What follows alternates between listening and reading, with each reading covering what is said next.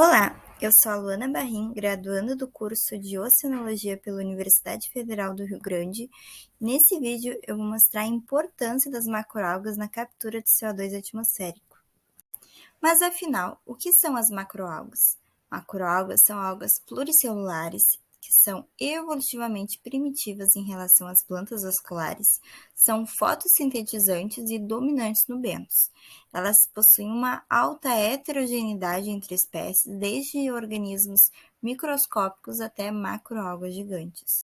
Existem três filos: as rodófitas, que são as macroalgas vermelhas, as clorófitas, que são as macroalgas verdes, e as faiofitas, que são as macroalgas pardas. Bem, a absorção de CO2 ocorre devido à diferença de pressão parcial entre o oceano e a atmosfera.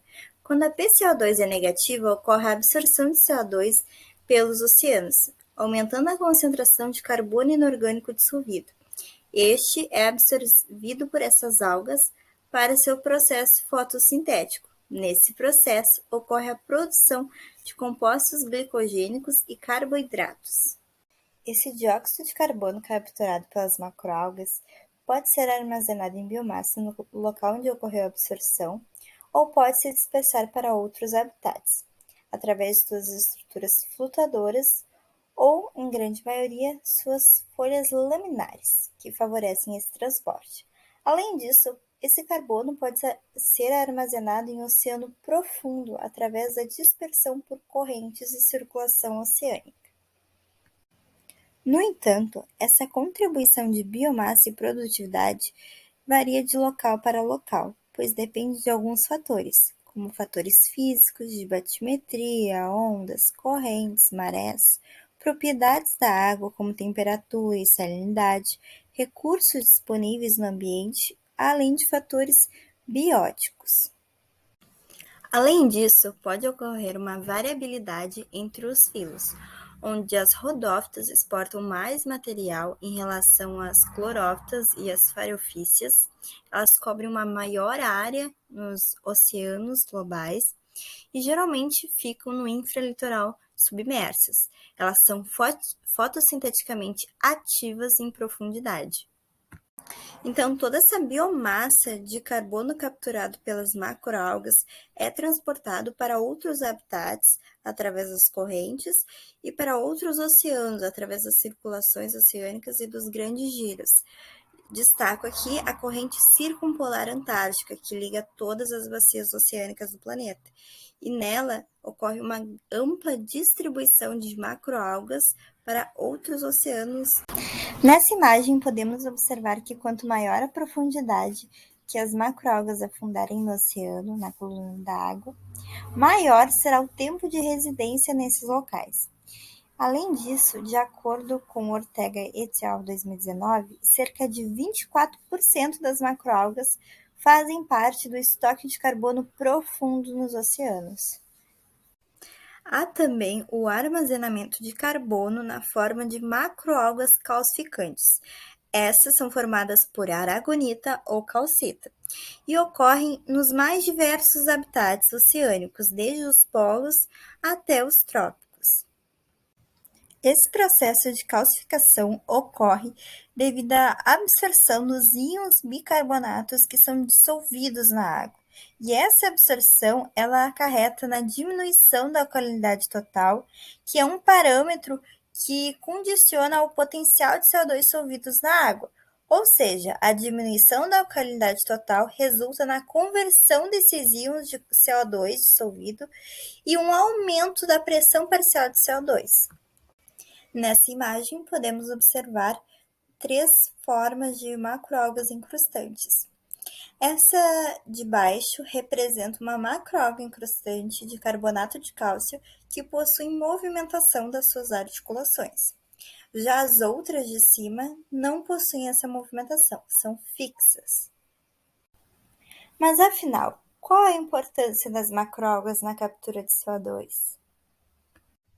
Bom, para entendermos a importância das macroalgas na captura de CO2, primeiro devemos entender como que ocorre a absorção de radiação solar na Terra. Primeiramente, a radiação solar é emitida em forma de ondas curtas muito energéticas em direção à Terra.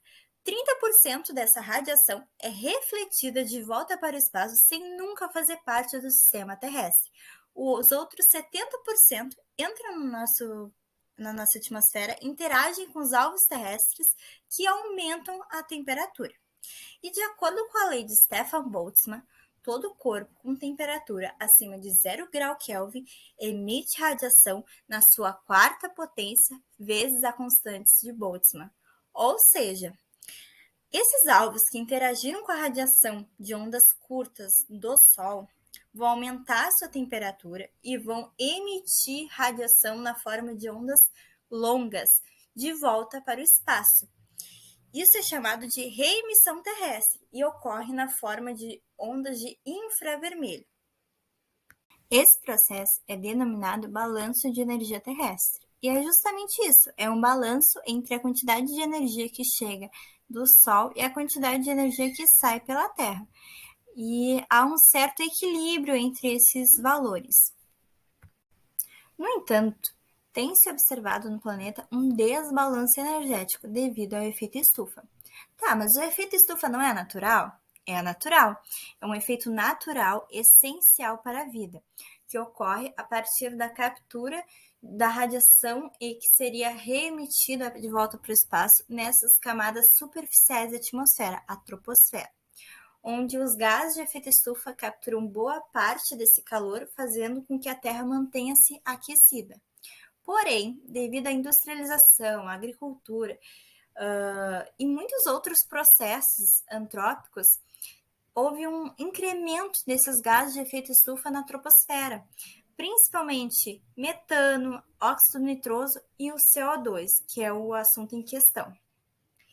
E esses gases, eles fazem com que a radiação em onda longa, que seria reemitida de volta para o espaço, não dissipe, havendo um aumento da temperatura superficial terrestre e uma maior concentração desses gases nas camadas superficiais da atmosfera. Isso causa consequências. Aqui eu trouxe algumas das principais consequências do aumento da concentração de gases de efeito estufa na atmosfera. Primeiramente, nessa imagem, é uma foto bem emblemática de um urso polar e uma plataforma de gelo que derreteu. Então, mostra as consequências na vida desses organismos polares que necessitam desse gelo para sobrevivência, para seu deslocamento, e nesse caso é um urso muito debilitado, muito magro, que provavelmente morreu devido ao descongelamento dessa plataforma. E o derretimento de gelo, ele também tem consequências a níveis globais.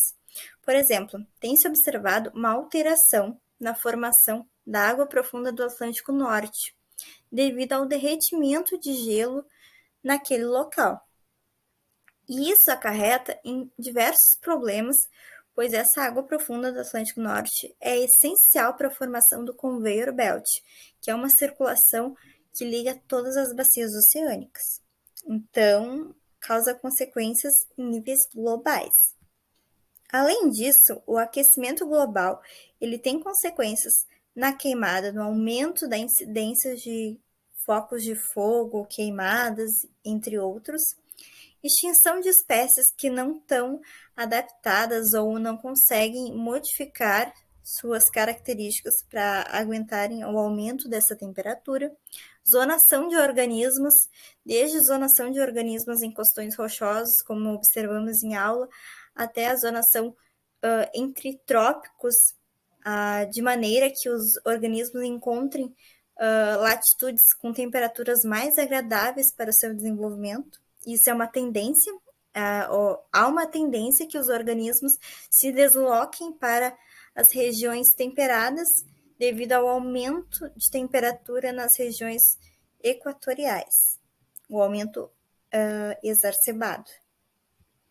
Além disso, há o processo de acidificação do oceano, que é quando o CO2 atmosférico é diluído por diferença de pressão parcial na água, aumentando a concentração de íons livres, o que causa diminuição do potencial hidrogênio iônico, o pH. Isso faz com que ocorra a dissolução das carapaças de organismos que têm carapaças de carbonato de cálcio, de aragonita, entre outros. Causa também o branqueamento de corais e a extinção de espécies que não conseguem suportar a alteração do pH.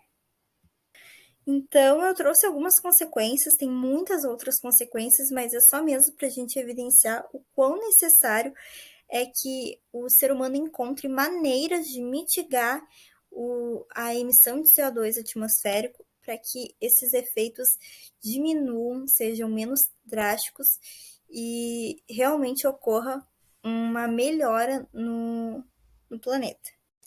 Por isso, as macroalgas têm uma importância significativa para mitigar os efeitos causados pelo incremento de CO2 na atmosfera.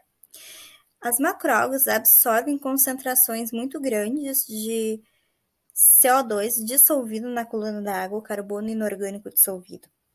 E essa absorção faz com que ocorra uma diminuição da PCO2. E essa diminuição da pressão parcial de CO2 na coluna da água faz com que ocorra um influxo de CO2 atmosférico em direção ao oceano. Então, a região passa a atuar como um sumidouro de carbono. Isso tem uma importância muito grande para que ocorra uma diminuição do CO2 atmosférico. Ele passa da atmosfera para o oceano. E esse CO2 ele é armazenado pelas macroalgas na forma de biomassa e também essa biomassa pode ser distribuída para os mais diversos habitats e ser armazenadas em locais de armazenamento de longo prazo, em altas profundidades. Quanto mais profundo, maior o tempo de residência nesses locais, podendo ficar até milhares de anos nesses reservatórios. Com isso, concluímos que as macroalgas são muito importantes na absorção de CO2 atmosférico. Este CO2 é muito prejudicial para o planeta, por isso elas são essenciais para mitigar seus efeitos e suas consequências.